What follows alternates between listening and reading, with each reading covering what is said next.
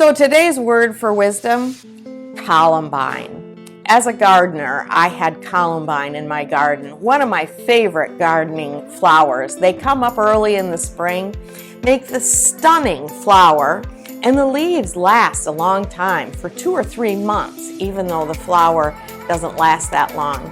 And then came April 20, 1999. And in the United States, we had the Columbine shooting, the first mass shooting in a high school by a couple of young people who were just completely out of their minds. It was a hideous thing, and I didn't know what to do.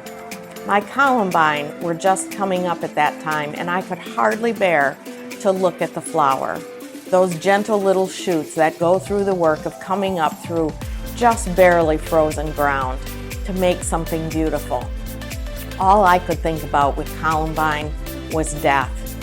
For about 10 years, I didn't grow any Columbine in my garden. I actually pulled out a couple of the plants that were there because it just made me heartbroken every spring.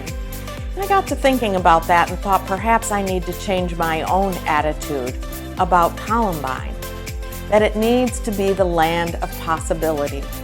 Parents came forward, other students came forward and made a difference in the lives of hundreds of thousands of people by taking something positive from some horrendously negative thing.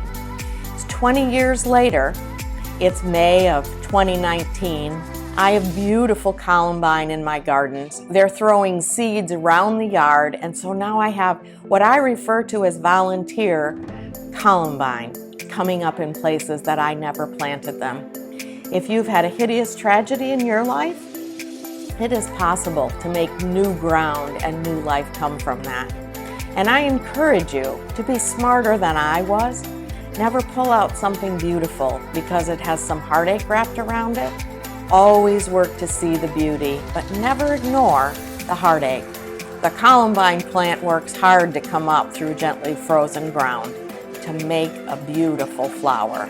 You can do the same.